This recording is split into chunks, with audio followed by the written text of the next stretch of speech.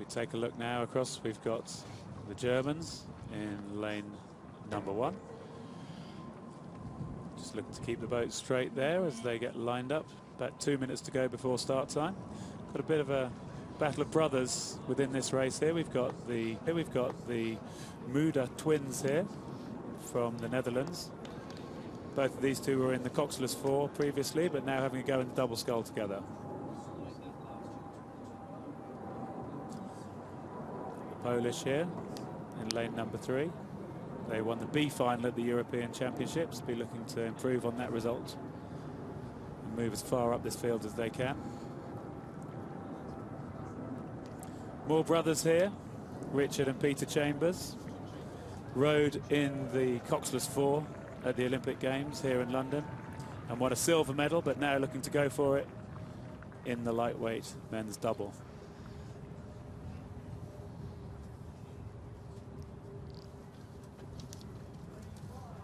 The Norwegian double here. Been together for 5 years, making plenty of finals. Moving on, now looking to get right up amongst the medals. Maybe into the gold medal position.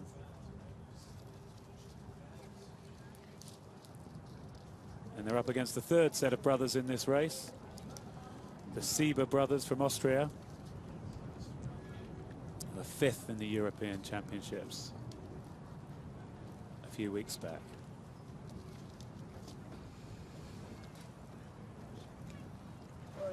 Each crew just trying to keep the boat straight in the final preparations as they wait for the starter to set them off. Germany, the Netherlands, Poland, Great Britain, Norway, Austria. Attention.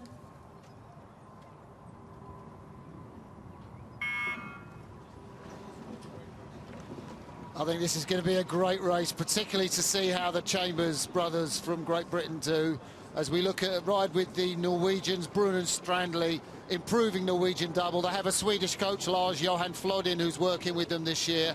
They've come on, I think, since the Olympics last year, and where they came 9th here, and they're really looking to make an impact as, you know, being in the final the whole time. But the Chambers brothers, I think, have got a lead over on the far side, KOCH and HARTIG from Germany. There we go. Pete Chambers won the British trials in the single this year, and his brother behind him, Richard, both of them out of the Cox's 4, got heartache, only a silver medal behind Denmark in the Olympics.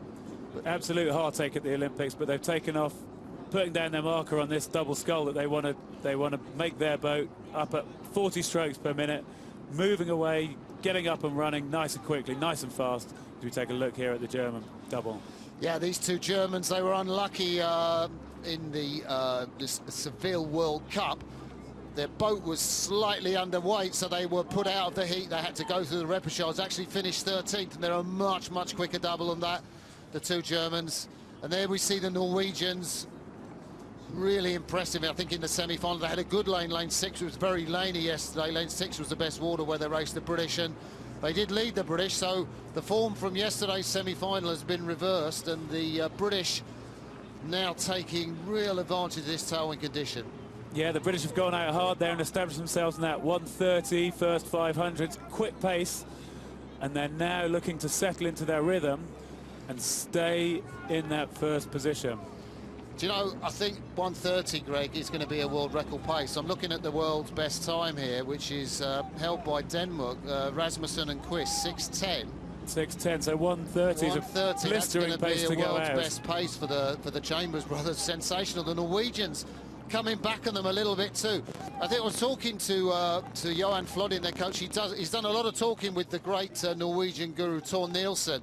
They both live in Stromstad, and he said really we share how good rowing is done, and we're really trying to work on the body position of that Kiwi double. But Darren White, well, he works with these two lightweight British scullers, and real tremendous effort. Look at Richard Chambers in the bow, real determination to keep the Norwegians at bay. Yeah, he's a quiet competitor, Richard Chambers, and he'll be getting everything he can out of his younger brother, just making sure they feel that determination, feel their power, and keep it moving as they get into the second 500 and head up towards halfway. just thinking with the scullers, it's really difficult as they go down the course. The waves are going to get bigger as we get into the second 1,000, particularly the last 500. So the danger of catching your blade, we saw it with Henrik Steffensen in the lightweight single sculls in the Europeans. He caught his blade. That's a real danger. That is a danger, but the Chambers brothers are handling it at the moment. They're through there at 3:05, so they're pretty much bang on world best time. If the world best, as we see, is 6:10. They got a negative split to do it, and I think that's a tall ask in these conditions. If they do get difficult, I think they'll probably be just outside it. But I think they will be outside if they're able to keep it going, because as you say, these conditions do get more difficult with the sculling rather than the rowing boats, just because there's a bit more going on out there and more chance that you may crash into the choppier water that we see the Polish doing their best to handle here. Yeah, MIKOLAJCZEWSKI and JANKOWSKI really doing well here. I think they're hanging on the back there of that battle for silver medal. I think they're in third place as we look through. Maybe they went through the 1,000 even in second place. Yes, look, they're really pushing the Norwegians. That's a great battle behind the British for the silver medal between, at the top of your screen in red, Poland, and then nearest you, the Norwegians. Really battling, and then I think in fourth place we've got the Austrians, and over on the far side the two Germans, KOCH and HARTIG. Yeah, this is shaping up to be a really good race. The British double still managed to get a little bit of clear water and keep the Norwegians back here fighting it out for the silver medal. Looks a bit laboured, doesn't it, that Norwegian double now? It really, I mean, they're doing good things with the body and process things, but it's just that spark seems to be missing. And that's how the Polish have managed to get through them, haven't they? Because they went out hard in that Norwegian double, but the Polish probably just managed to keep the efficiency. They're not in quite so much pain in this third 500. They've been able to move through as we go there. The Chambers brothers coming through in 4:41. Yeah, those two Poles out of the quad in the World Championships last year, the lightweight men's quad, non-Olympic discipline, but they've gone into the lightweight double, and seventh, as you said, in the Europeans, but they're battling. There's the Austrian. Look at it, you can really see that rough water, Greg. Look at the way they're having to get those blades clear of those waves.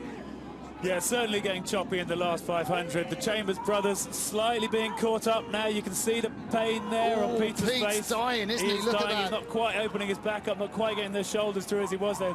Looking nervously to the right as they see the Polish, who I think head down stuff, isn't are going to be coming back at them as we see the Polish. They're within nearly half a length now, and they're not in the red boys. They still have more than 25 strokes to go. What a great skull from the two Poles. Train out there in Watch, that course just to the northeast of Poznan, and Pete Chambers is dying. Pete Chambers is dying. His legs are going down there. They're not quite connecting up to the blades, not quite moving the boat as they should. His head's starting to bob, and I think the Polish are going to get through him despite the home crowd going crazy for the British to try and get into the line. See the Polish here, the rate's higher, they're moving more smoothly, they're more connected. The British doing everything they can to try and keep them at bay. That's Richard Chambers in bow. He's really digging in. He's the one who's got the good form. He's trying to pull that boat along as the Norwegians close on the British. So the Poles are going to take this. What a fantastic skull from MIKOLAJCZEWSKI and JANKOWSKI. The Poles are going to take it. They've made it. The British have just got to try and hang on here for the silver medal ahead of the Austrians. I don't know if they're going to do it. Yes, it's Poland. Oh, it looks a photo for me between the Norwegians and the British there, the Austrians, the bottom of the screen. I'll tell you what, Greg, we see what, as the Germans cross the line, what makes... Yes, you have won it. You've got it, lads. That is a fantastic result. As we see Milosz JANKOWSKI, the Polish strokeman. That was ours, wasn't it? Richard Chambers, absolutely dead in the bows. Pete, his arms just seized up. You could see the way he was trying to yank back for that battle for the silver medal. 6:17.13. You see the gold medalists there. They didn't know they had it till they crossed the line there and recovered. They've got their heads up. Pete Chambers with his head down. It shows you why this sport is so tough, isn't it, Greg? Just, they look for all the world to be really coasting out in the first 1,000 metres, and then all of a sudden... Well, we thought that pace was quick in the first 500, the 1:30, and they came to pay for it in that final 500. Well, I couldn't believe when I saw the split, 1:30 through the 500. Yep, that's crazy was that? fast. We're going to have a look here just at how tight it was. But the Polish there getting the gold. It looks about a foot there for the British to just hang on and get the silver medal.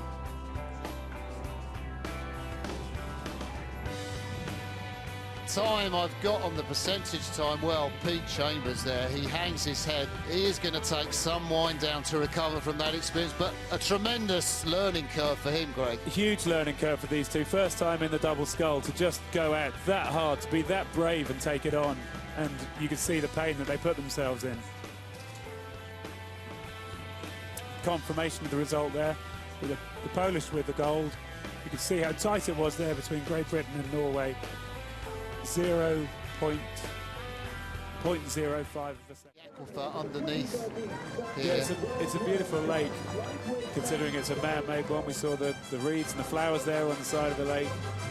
And there's a lovely facility here that we're able to use, and these conditions are fast. The medals will be presented by Visa Executive And all these Director drivers will know how important it is that water is clean, and we keep the water clean for our sport and for the world's environment. Chief Executive Officer of British Rowing, Kate Burt. Pete Chambers looks like he's recovered there. British sculler with the yellow bib on the... Yeah, although I think he's still breathing hard there, Pete, on the left. He's got the World Cup bib on, but he can hardly clap his hands together because he's hurting that much.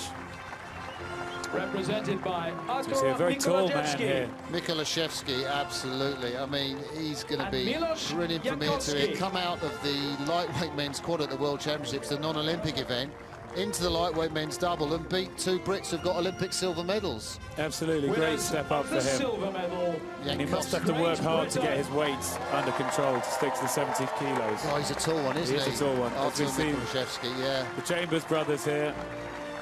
They're wearing that yellow bib, but I think they'll be disappointed having been out in front as they receive their medals there from Matt Smith. And Peter Chambers. Darren White has got a lot of work he can do with that. I don't think he'll be too fast. I mean, they show genuine pace, but you'll probably be able to do something about that. Maybe a little more controlled in the first 500 metres. Well, in many ways, it's better to have gone too hard and not made it than to have got to the finish line and felt like you had something left in the tank. Two Norwegians coached by Johan Flodin. Kristoffer BRUN. New coach, new style, Matt Smith giving the medals out. STRANDLI. The chair of Visa, Executive Director, World Rowing. Ladies and gentlemen, please acknowledge all of our medalists.